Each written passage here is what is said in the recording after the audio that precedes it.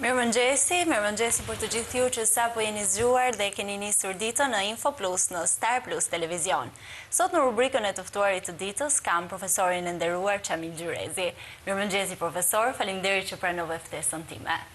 Faleminderit Fjor Alba, ju suksese në emisionin tuaj, në prezantimin e aktivitetet artistike, kulturore, publike të qytetit Shkodrës. Faleminderit shumë, profesor. Profesor, duhet ta nisim së bashku këtë bisedë ose këtë intervistë për të më treguar se si ka nisur rrugtimi jot në muzikë. Atëherë, thash po filloj prej fundit, po filloj prej fillimit, atë ku pyete. Neve kemi filluar studimet në shkollën Prekakova për instrumentin e frymës. Ka qenë viti 1977. Dhe aty kam marru mature, shkollën e mesme. Kam pas profesor Lek Gjergji, nuk jeton më. Dhe një grup instrumentistësh frymë ishin jo pak po shumë, jo vetëm nga Shkodra, po nga gjithë zona veriut vinin me studiu instrumentin e trombës. Pasi marru maturën pastaj me një grup miq. Me thonë vërtetën, du të ashtoj këtë edhe për opinionin këtë thjesht. Ishte në momenti kur Shkodra filloj të fitoj një lloj terrenit në Konservatorin e Tiranës dhe fitum. Fitum konkursin dhe u futme në rrugën e muzikës.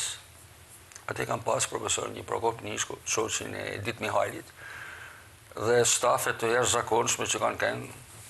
Masi në Konservatorin e Tiranës ose në Institutin e Arteve ka kënë Çezader, ka kënë pedagog Tonin Arapi, ka kënë Ibrahim Malli, Muharrem Denizi, më kujtohet Bert Papavrami, i cili ka një ndikim shumë të madh. Në atë kohë ka kënë një njeri që ka pas një ndikim shumë të madh në artin e kombëtar, se ishte edhe diktatura, s'mund të them marrë kombëtar, po kishte një marrë kombëtare, Marie Kraja. Kështu që ne shkum si adoleshenta, post-adoleshenta, për me vazhdu studimet në instrumentin e trombës. Pastaj masi marrova studimin, ka qenë 3 vjeçar, 3+1, një vit e kemi bërë praktik në Shkodër, dham diplomen, dhe me një grup instrumentistash të frymës, pata shumë dëshirë të luaj një orkestrë në Tiranë, që janë 2 orkestra, e operës dhe e radios, po në atë kohë na e mnunë në qytetin e Shkodrës dhe pikërisht në shkollën Prekakova. Aty kohë mjulla të mas 40 vitesh dhe jo karrierën, po mësimin, të dhënien e mësimin, se mësuesa jena atje, se nuk mund të thush ma tepër, edhe pastaj krahas të mësuarit, kemi zhvilluar një aktivitet në Filharmoninë e qytetit, nuk ka qenë thjesht, kemi dhënë një kontribut shumë të madh, mendoj unë, dhe natyrisht kemi tentuar të losim edhe solo, që nuk është thjesht një instrumentet i frymës, dhe kam zhvilluar disa aktivitete, nuk po adin e shkollës, po edhe personale me muzikant të qytetit, duke prezantu koncertet klasike të instrumentit të trombës, dhe natyrisht kam bërë dhe kërkime drejt muzikës së re, se erdhi vitet 89 pastaj, dhe kam dhënë koncertin e parë me muzikë moderne në Shkodër, me një kuntet, me gjithë ata kolekt që kena pas. Natyrisht donte një lloj lejet për mu lujt e muzikë, se ju e dini, disa autorë moderne nuk janë leju mu lujt. Por shkolla ka qenë e mirë, shkolla para viteve 90, është lujt romantiko, klasiko, edhe para klasiko, por pastaj modern nuk janë lujt.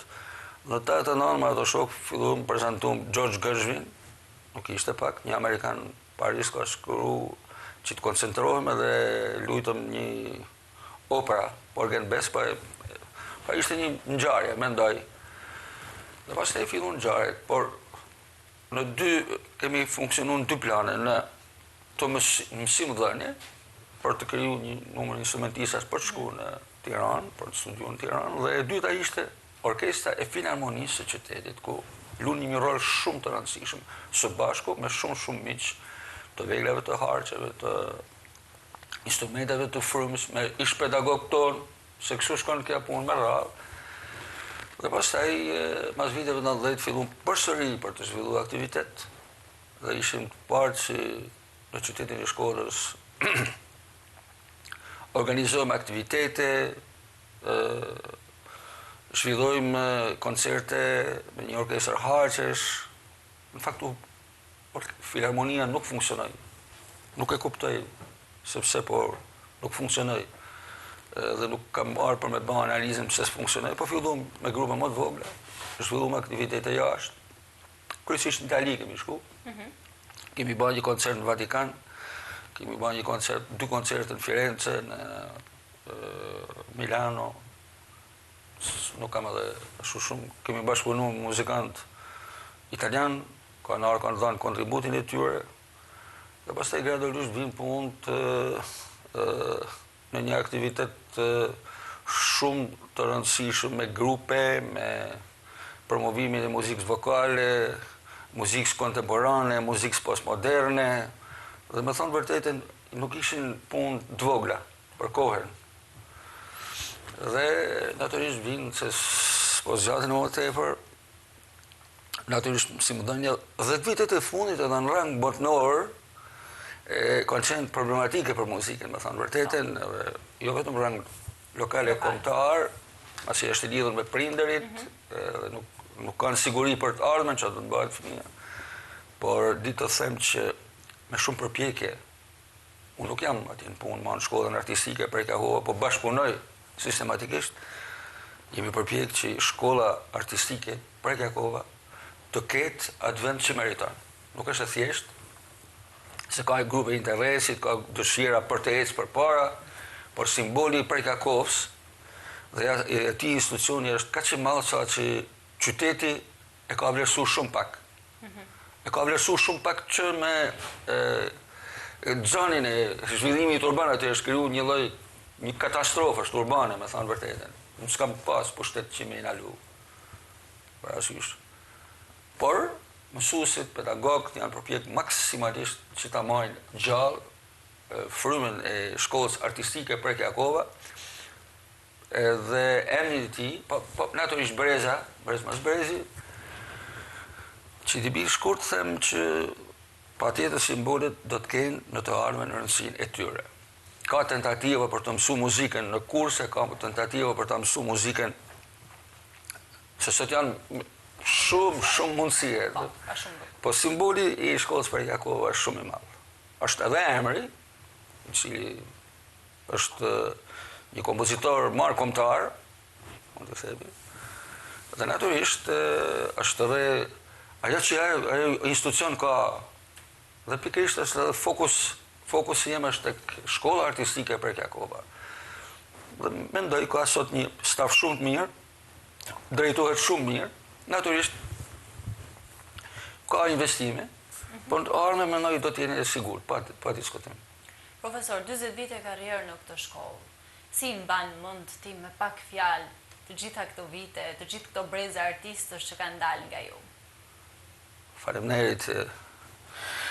Po bëjmë morë, sot ka një aktivitet për inteligencën emocionale i majman, se e kam shkru një lloj biografie, e kam bërë, me thonë vërtetën, se kam qenë i kujdesshëm edhe me emnë, po me pyet edhe të inteligjenca artificiale të dalin të dhëna gjitha ato që kemi zhvillu. Pra, thash nuk ka kene thjesht, por nëpërmjet bashkëpunimit me prindërit, me miqt, se muzika nuk bëhet vetëm, muzikën do ta bësh me shok, me miq, me artist. Jemi përpjek që të ruajmë një lloj standardit profesional të muzikës, duke transmetuar atë eksperiencë që kemi tek fëmijët, se ato janë e ardhme. Nëpërmjet një të mësimdhënies, thash, siç e përmenda, nëpërmjet pjesëmarrjes në jetën e qytetit, në aktivitetet e qytetit, kemi qenë prezent ka 40 vite aty jemi. Bile për trit është nga njëherë mirë të kujtosh, po nuk kanë shumë kohë për të lexuar. Po është misioni jonë që do t'ja bëjmë, me dëgju gradualisht, se me imponim nuk bëhen gjanat. Dhe natyrisht edhe nëpërmjet medias, ju falenderoj shumë se edhe media ka rol të jashtëzakonshëm, sot bile kena shumë mundësina, por para ka qenë pak, po jemi përpjek për të thënë fjalën tonë nëpërmjet muzikës edhe të folurit. Dhe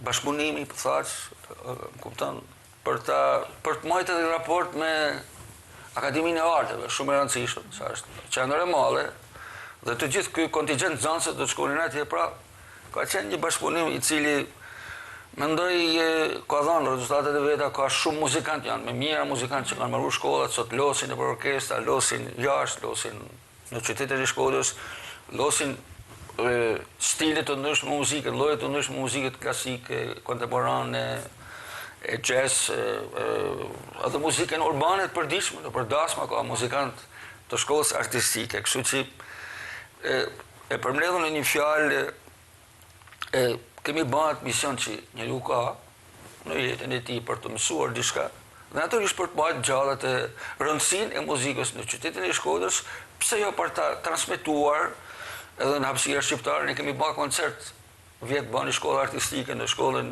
Prekjakova të Gjakovës, ishte shumë mirë.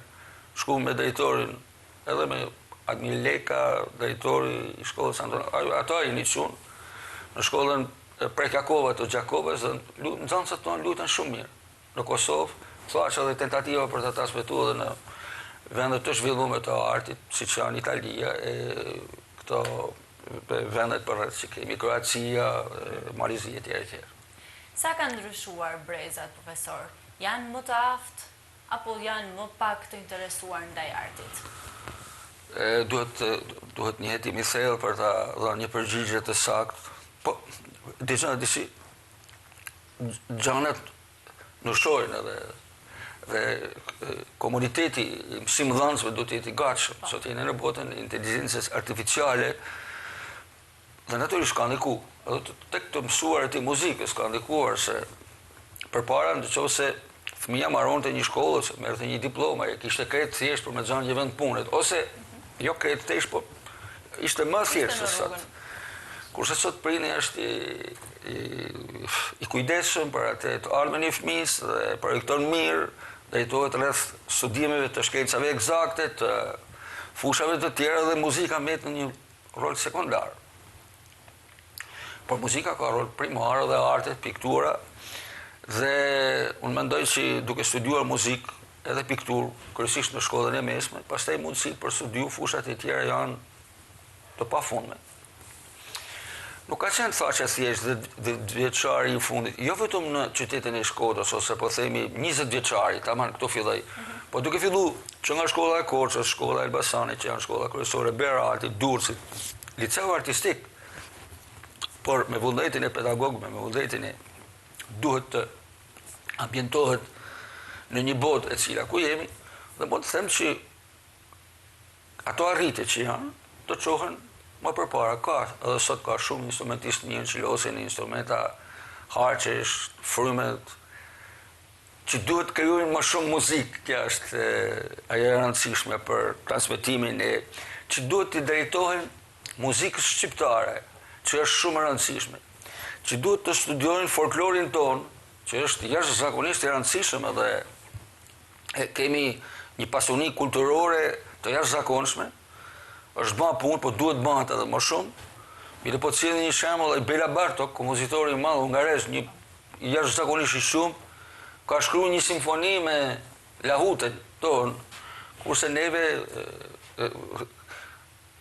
ta them shkurt, duhet që të drejtohemi traditës, të drejtohemi muzikës së rilindjes. Kemi patur një muzikë të rilindjes të Atë Martin Gjoka, Palo Kurti, Frano Noja, të jashtëzakonshme, të çuditshme. Unë s'di se si është kriju aq shumë muzikë, bëhet fjalë 100 vjet përpara, kur njerëzit nuk dinin shkrim e kënim. Dhe natyrisht motiveve shqiptare, muzikës tradicionale, të malësisë, të qytetit, të fshatit, po Pra kemi motive të mrekullueshme që duhen shfrytzuar nga artistët. Dhe natyrisht duhet punuar edhe me muzikën moderne, se jemi botë moderne, muzikën jazz, muzikën e kultivume, kështu, është ideja ime. Shkodra është një vend që sjell artistë të rinj çdo vit dhe është një vend që burojnë artistët për të gjithë Shqipërinë. Apo e ruajnë këto artistë muzikën tradicionale shkodrane? Unë mendoj që duhet të filloj gradualisht që në edukimin muzikor të fëmijët, që së dojnë në shkollat 8 vjeçare, dhe natyrisht në shkollën artistike duhet ruhet shumë, të flitet për traditën, për instrumentet e traditës, për muzikën e traditës, për krijuesit e muzikës së mirë, se flasim për muzikën e mirë, se pjesa urbane nuk ke pse e ofron fëmijës.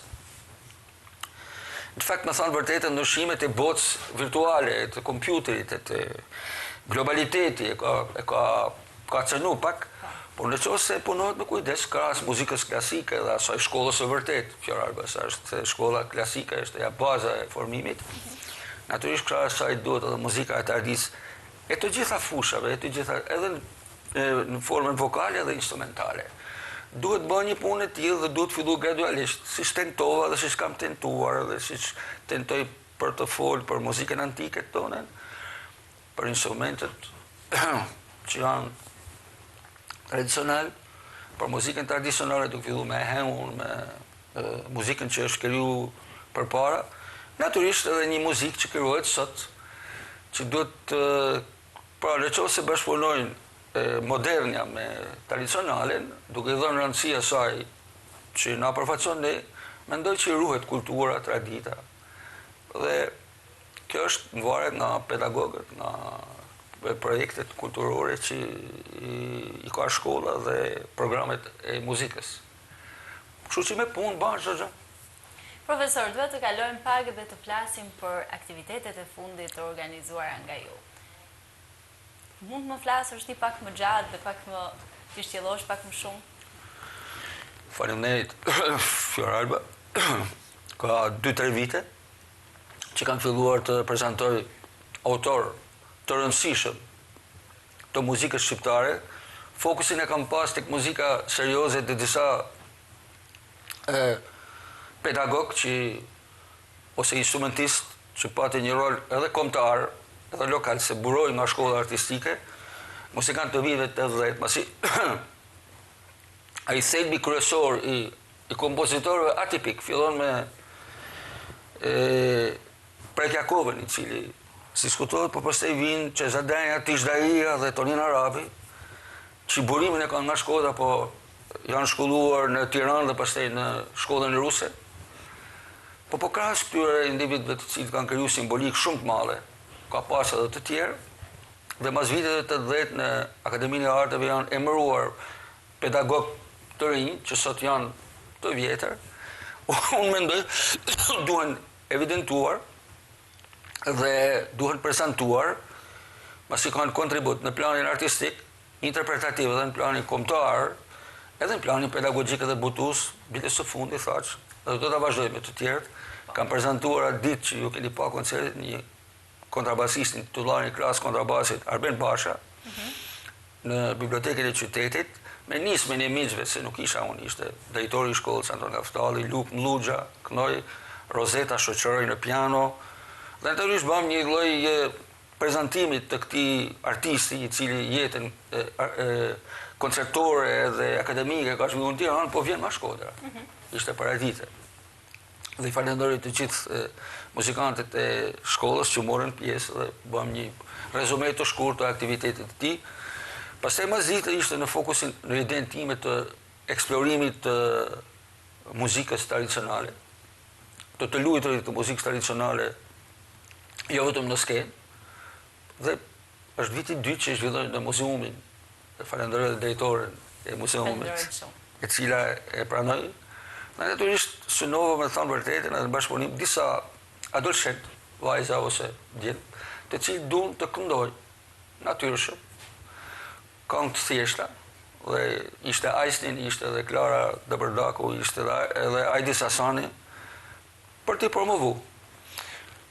Aty qëllimi ishte muzika dhe piktura, në fakt ideja ishte ime, por natyrisht prezantoj edhe piktori i më njohur Ahmet Malevia, një ekspozit pikturët, dhe ka ndekim tek turistët, tek individët. Dhe neve në katin e dytë atje luajtëm muzikë. Por në qendër të lojës ishte një flautiste shumë e shquar, Majlinda Spiro, ajo jeton në Tiranë, por lot muzikën shqiptare të kultivuar, dhe pastaj pjesa tjetër ishte me profesor Ilir Zogen, me Mërto Dibërn dhe profesor Fatjon Tanazin dhe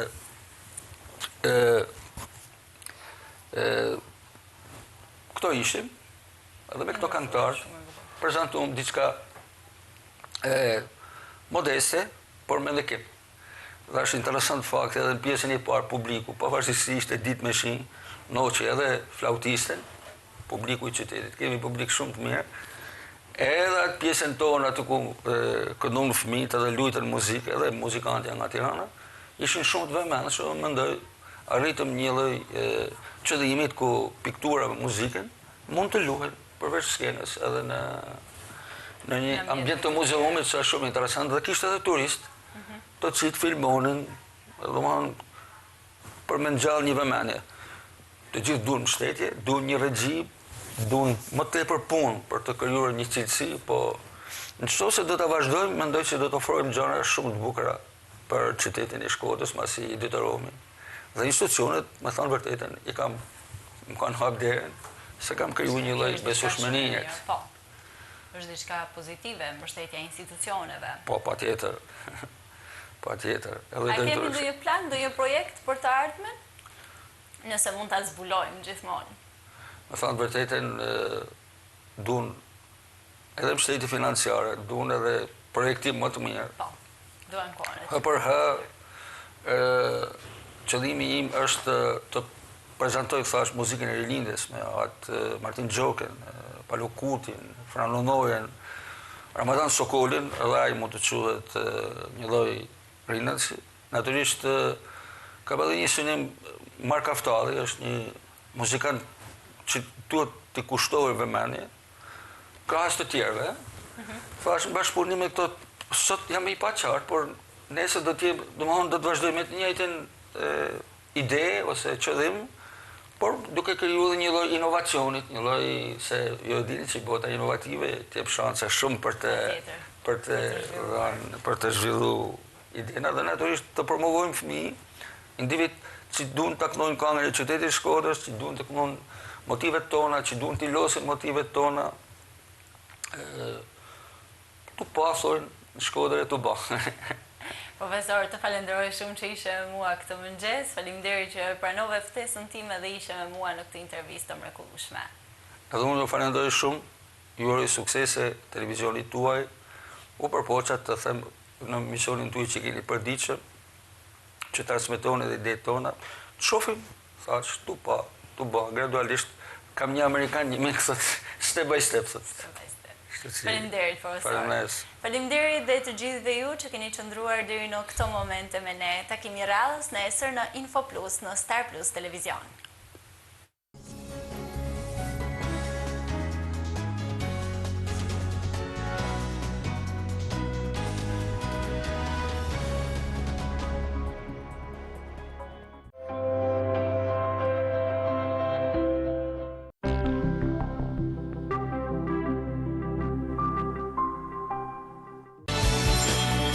Në një kohë kur çdo ngjarje ka ndikim, studio e hapur sjell zëra, debate dhe fakte që përcaktojnë realitetin.